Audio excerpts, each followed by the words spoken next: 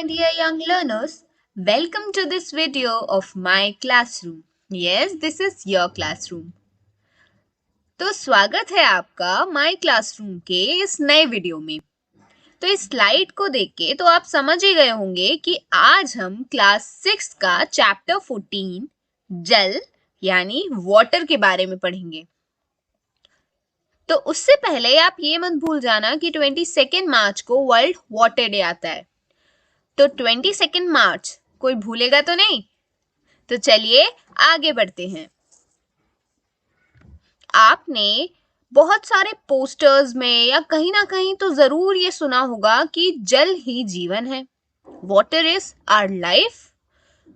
लेकिन मैं आपसे पूछूंगी कि जल जीवन क्यों है, तो उसका आंसर आप थोड़ी देर बाद मुझे खुद देना।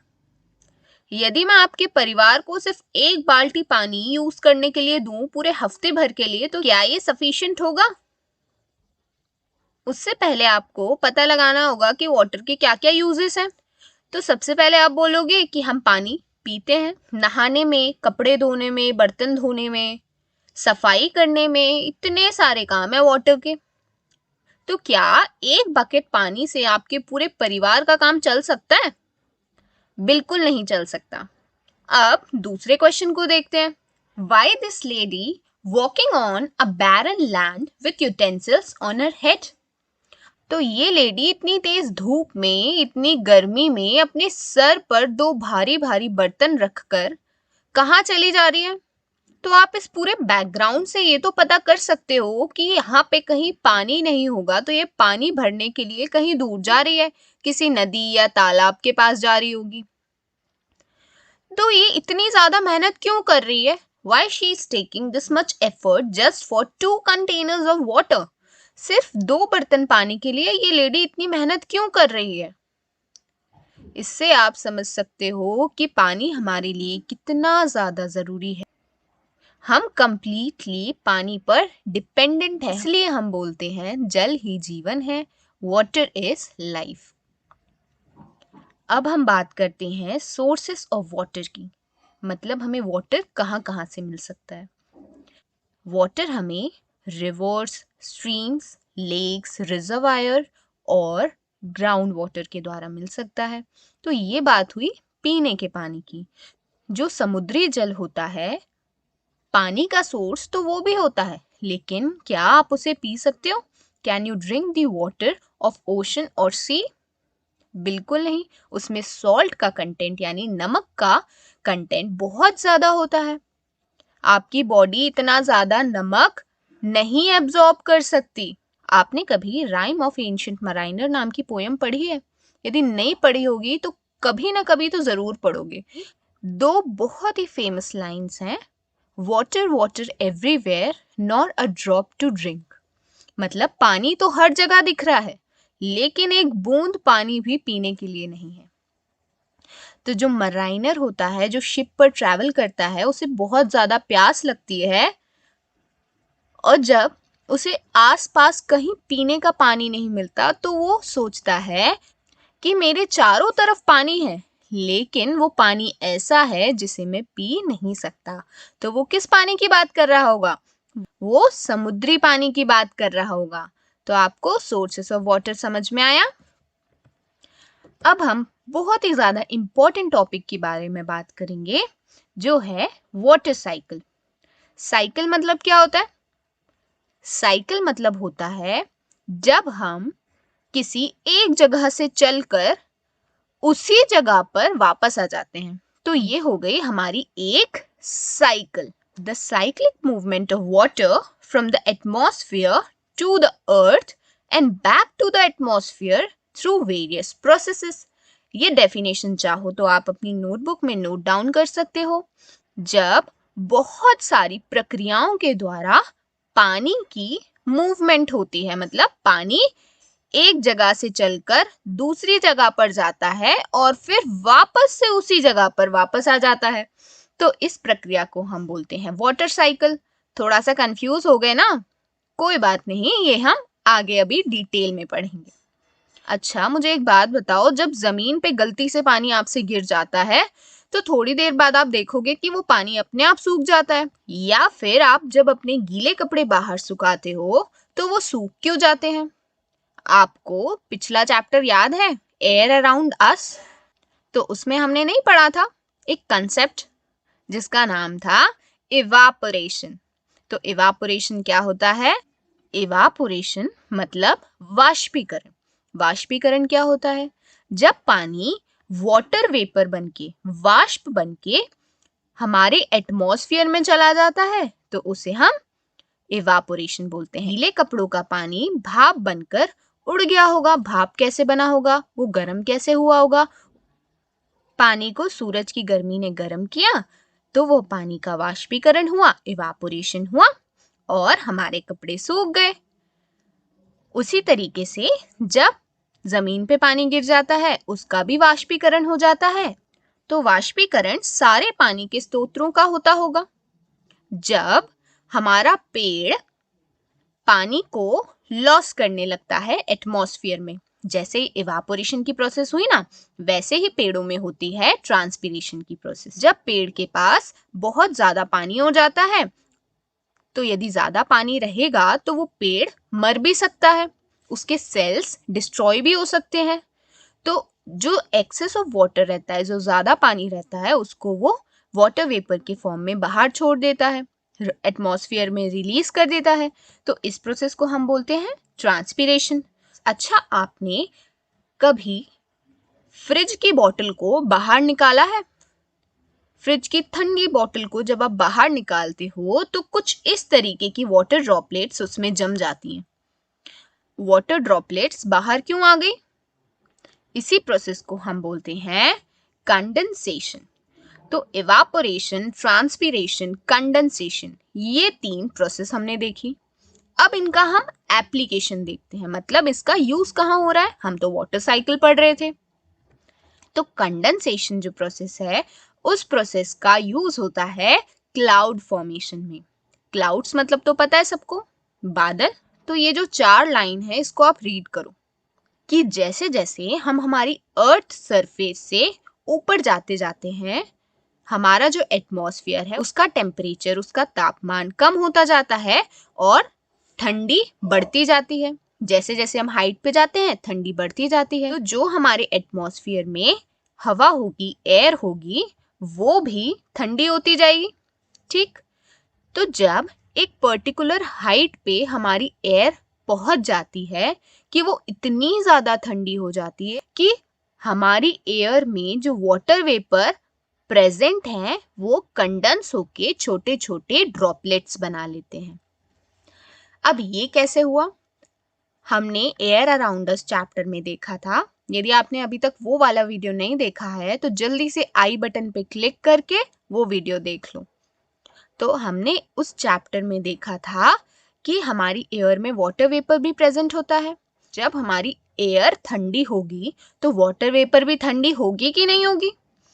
और वाटर वेपर जब ठंडी हो जाती है तो वो छोटी छोटी बूंदों के फॉर्म में कन्वर्ट हो जाती है और यही ड्रॉपलेट्स जब हवा में फ्लो करने लगती हैं, हवा में फ्लोट करने लगती हैं, तो वो हमें क्लाउड्स के जैसे दिखती हैं। तो इसका मतलब एक चीज समझे, जो क्लाउड्स आप देख रहे हो वो असल में पानी की बहुत सारी बूंदें हैं जो हवा में जाके कंडेंस हो गई हैं। तो क्लाउड्स कैसे बने आपको समझ में आया? तो जब ये क्लाउड्स बहुत ज्यादा भारी हो जाते हैं, भारी कब होंगे? जब इसमें बहुत सारे पानी की बूंदें मिल जाएंगी। तो जब ये क्लाउड्स हैवी हो जाते हैं तो इसमें से जो पानी की बूंदें हैं वो नीचे गिरने लगती हैं। तो उसे आप क्या बोलते हो? उसे हम बोलते हैं प्रेसिपिटेशन। तो आप ये सोच रहे होगे कि बादल से जो गिरता है वो तो पानी होता है जिसे हम रेनफॉल बोलते हैं या बारिश बोलते हैं। तो क्या प्रेसिपिटेशन और रेनफॉल सेम चीज है? नहीं, रेनफॉल प्रेसिपिटेशन का एक टाइप है। प्रेसिपिटेशन मतलब है बादलों से जो भी चीज गिर रही है वो प्रेसिपिटेशन। वो स्नो भी हो सकती है, बर्फ भी हो सकती है, स्लीट भी हो सकती है, हेल भी हो सकती है, रेन भी हो सकती है। तो रेन प्रेसिपिटेशन का एक टाइप है। अब ये स्नो, स्लीट, हेल और रेन। इनमें अंतर क्या है? स्नो मतलब आपको पता है, जब जो पानी बादल से गिर रहा है तो वो ठंडे तापमान में प्रेजेंट है, तो उसके कारण हमारा जो पानी है, हमारी जो वाटर ड्रॉपलेट्स है वो जम जाती हैं और वो स्नो के फॉर्म में गिरती हैं। तो वाटर के जमने का तापमान क्या है? 0 डिग्री सेल्सियस, यानी 0 डिग्री सेल्सियस पे हमारा पानी बर्फ में परिवर्तित हो जाता है। और जब स्नो नीचे गिर रही होती है, क्लाउड से स्नो गिरी तो स्नो नीचे गिर रही होती है और जैसे जैसे नीचे आएगी तो तापमान बढ़ जाएगा, टेम्परेचर बढ़ जाएगा। तो टेम्परेचर बढ़ने के कारण वो डीफ्रीज हो जाती है, वो पिघलने लगती है। तो पिघलने के कारण वो रेन बन जाती है। ये जो भी ठंडे स्थान है पूरे वर्ल्ड में, वहां पे क्या होता है, जब स्नो नीचे गिरती है तो वहां नीचे का तापमान भी ठंडा है, तो नीचे का तापमान भी ठंडा होने की वजह से स्नो मेल्ट होके रेन नहीं बनाती है, वो स्नो ही रहती है। तो स्नोफॉल हम उसको बोलते हैं। अब जैसे हम लोग ट्रॉपिकल क्लाइमेट में रहते हैं, तो यहाँ पे तो थोड़ी गर्मी रहती है, तो जब स्नो नीचे आ रही होती है तो तापमान ज्यादा होने के कारण वो स्नो पिघल जाती है और हमारे यहाँ रेन होती है। जब बहुत ज्यादा ठंडी पड़ जाती है तो कई बार हमारे यहाँ स्लीट भी गिरते हैं। स्लीट मतलब जो ओले गिरते हैं ना, वो भी हमारे यहाँ गिरते हैं। और जो ओलों का जो बड़ा रूप है उसे हम बोलते हैं हेल। जो बहुत ज्यादा ठंडे प्रदेश होते हैं ना, वहां पे जब हवा चलती है तो हवा के साथ साथ हेल भी गिरते हैं, जिसे हम बोलते हैं हेल स्टॉर्म। तो क्लाउड फॉर्मेशन का कंसेप्ट आप लोगों को समझ में आ गया? तो चलिए आगे बढ़ते हैं। ये है हमारी वाटर साइकिल। अभी हमने इतनी सारी टर्मिनोलॉजीज देखी, इवापोरेशन, कंडेंसेशन, प्रेसिपिटेशन, ट्रांसपिरेशन। अब इनका यूज हमारे एटमॉस्फेयर में कहाँ पे हो रहा है? जो जमीन पे पानी गिर गया था उसका इवापोरेशन हो रहा था। वैसे ही ये जो सन है वो हीट का प्रोमिनेंट सोर्स है, ठीक? तो ये सन की जो हीट है वो नदी, तालाब, समुद्र, इन सारे पानी का इवापोरेशन करेगी। सन सबसे ज्यादा हीट कब देता है?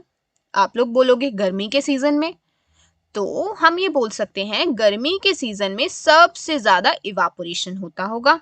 तो गर्मी के बाद ही तो रेनी सीजन आता है ना। तो आप लोगों को लॉजिक समझ आया कि गर्मी के बाद ही रेनी सीजन क्यों आ रहा है? इवापोरेशन होगा तो वाटर वेपर हमारे एटमॉस्फेयर में आएगी। वाटर वेपर एटमॉस्फेयर में आएगी, एयर के साथ लिफ्ट अप हो जाएगी। जैसे जैसे वो ऊपर जाएगी तो तापमान कम होता जाएगा, ये एरिया ठंडा होता जाएगा। ठंडे होने की वजह से वाटर वेपर का कंडेंसेशन होगा और हमारे बादल बन जाएंगे। अब जो विंड है, हमने एयर वाले चैप्टर में विंड के बारे में भी पढ़ चुके हैं। तो जो विंड है वो इन बादलों को एक जगह से दूसरी जगह लेके चली जाएगी। आपने भी देखा होगा कि बादल मूव करते रहते हैं। तो मूव किसके कारण कर रहे हैं? विंड के कारण। बादल ब्लैक कलर के यहाँ पे क्यों हो गए? क्योंकि ये बहुत ज्यादा भारी हो गए हैं, इसमें बहुत सारी वाटर ड्रॉपलेट्स आ गई हैं। तो ये भारी हो जाएंगे तो क्या होगा? प्रेसिपिटेशन। तो रेन हो सकता है, स्नो हो सकता है, स्लीट या हेल भी हो सकता है। तो आप लोगों को एक बात समझ में आई कि ये रेन वाटर फिर कहाँ जाएगा? वापस से किसी नदी या तालाब से फाइनली समुद्र में चला जाएगा। तो ये एक साइकिल हुई कि नहीं हुई? पानी का वाष्पीकरण हुआ, बादल बने, प्रेसिपिटेशन हुआ, फिर पानी वापस से समुद्र में चला गया। तो इसको आप वाटर साइकिल बोल सकते हो ना। तो आप लोगों को वाटर साइकिल का कंसेप्ट समझ में आया। अब हम पढ़ते हैं हैवी एंड इनसफिशिएंट रेन के बारे में।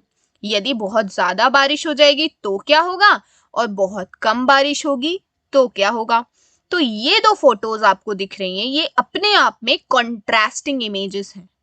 एक तरफ तो इतना ज्यादा पानी भर गया है और दूसरी तरफ ये लोग खाली बर्तन लिए इस टैंकर के पास पानी भरने के लिए लाइन लगा के खड़े हुए हैं। तो यदि हम इस पानी को, ये जो बाढ़ का पानी है, इसको हम व्यर्थ ना जाने दें, वेस्ट ना होने दें, और इसे हम इनसफिशिएंट रेन के टाइम पे, जब पानी की कमी हो जाती है, बारिश की कमी हो जाती है, तब हम इसका यूज कर ले तो कैसा रहेगा? तो इसलिए तो अब हम पढ़ेंगे वाटर कंजर्वेशन के बारे में। वाटर कंजर्वेशन मतलब पानी को किस तरह हम बचा सकते हैं। तो आपकी एनसीईआरटी की बुक में बहुत ही ज्यादा इंटरेस्टिंग एक कोटेशन लिखा हुआ था, catch water where it falls, मतलब पानी को उसी जगह पकड़ लो जहां पे वो गिर रहा है, पानी की एक भी ड्रॉप वेस्ट मत होने दो। तो इसी को हम बोल रहे हैं वाटर कंजर्वेशन। तो वाटर कंजर्वेशन का सबसे ज्यादा इंपॉर्टेंट मेथड है rain water harvesting. What is rain water harvesting? It is a collection and storage of rain rather than allowing it to run off. Rain water harvesting हम दो तरह से कर सकते हैं। पहला है रूफटॉप रेन वाटर हार्वेस्टिंग, मतलब रूफटॉप पे हम हमारे छत पे किस तरह पानी को बचा सकते हैं।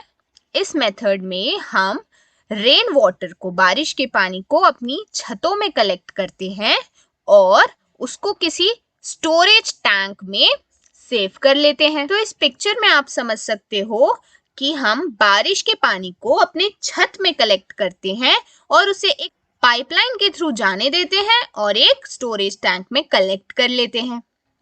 इस मेथड को हम बोलते हैं रूफटॉप रेन वाटर हार्वेस्टिंग। आप इस फोटो में रूफटॉप रेन वाटर हार्वेस्टिंग का मेथड देख सकते हो कि किस तरह छत से एक पाइपलाइन निकाल के इस स्टोरेज टैंक में रेन वाटर को कलेक्ट कर लिया गया है। नेक्स्ट मेथड है सरफेस रन ऑफ हार्वेस्टिंग।